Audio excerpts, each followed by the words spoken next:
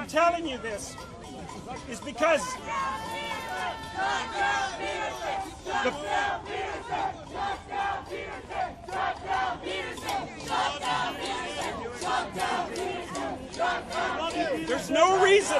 there's no reason whatsoever to presume that the laws that are being put in place to protect the people that these laws are supposed to protect will do anything that remotely resembles protecting them. Yeah. And as I mentioned when we were in the hall, when I talked to you about the letters that I've received from transsexual people, they're very terrified about all of this. Yep. Because the vast majority of them want to be as invisible as everyone else wants to be. Right. And all this does is draw negative attention to them. They're also not very happy about the fact that they're being represented noisily by people who have absolutely no right to speak for them.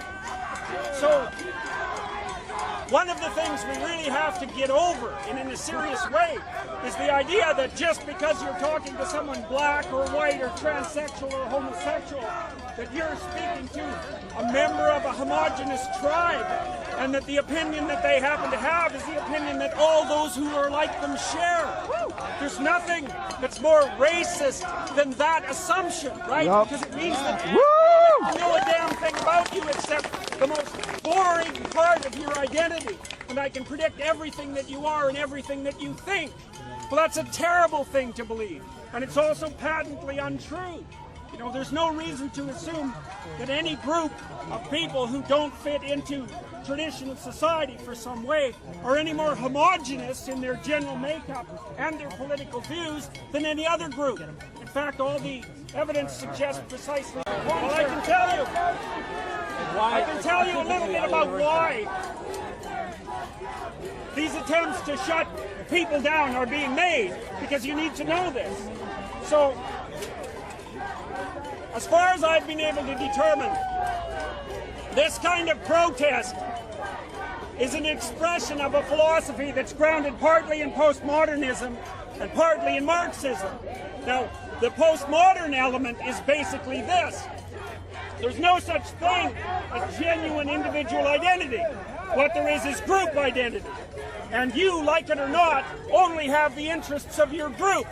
And the whole world is nothing but a battleground between groups of different interests. There's no dialogue. There's no possibility of talking between the groups. It's just a power stage where combat has to take place. And so the reason that speakers with whom the radical postmodernists and the Marxists don't agree are denied a platform is because those people do not believe from a philosophical position that dialogue can bring consensus. And all that's left if you forego that particular principle is this. And this is only where it starts. You know, the fact is that you're all pretty damn civilized. And thank God for that. Because if there were enough fools in the crowd, especially those who are intent on violence, this would turn out very differently. Right. And we do not want to go down that pathway. It's a big mistake. We've been down that pathway many, many times. Not conform to a consensus that was against my belief merely because it was a consensus. Often the group is wrong. The question was, if there was a consensus against my beliefs, would I forego them?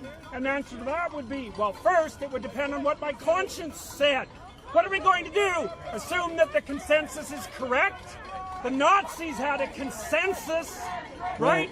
The individual has a conscience. And you have to know when the group has made a mistake and has become nothing but a madly chanting mob. In which case, what you should do is detach yourself from the madly chanting mob and act like you've got a spine.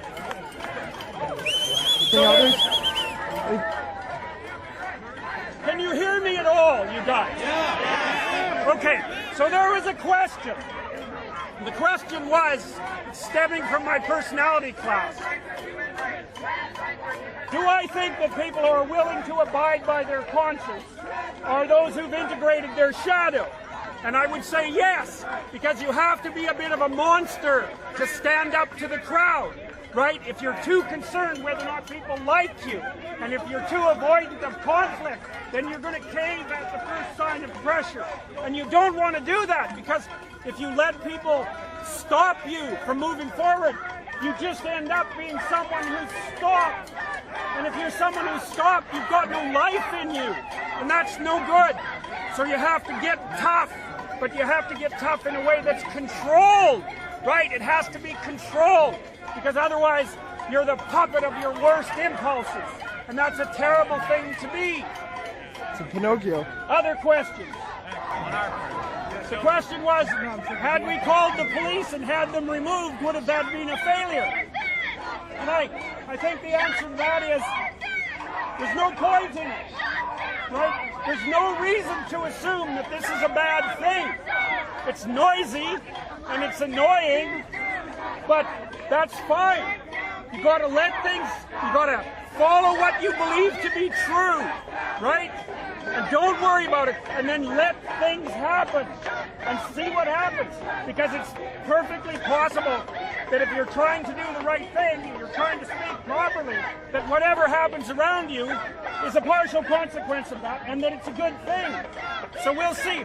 We'll have weeks after this event to analyze its consequences, and so far, all of those of you that are there to listen to me talk, you're peaceful and reasonable, and you got a chance to show that to hundreds of thousands of people. So good. This is a good thing, not a bad thing. How do we get these people to understand the dialogue? How do we get these people to understand that dialogue leads to consensus? You cannot make people who don't listen. You can't. They have to decide to listen on their own. But you do that by listening. You show them. You engage in dialogue yourself and consensus among you.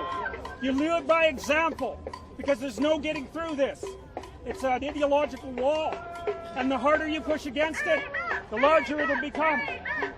Don't worry about it. But don't get pushed around. And don't let people indoctrinate you.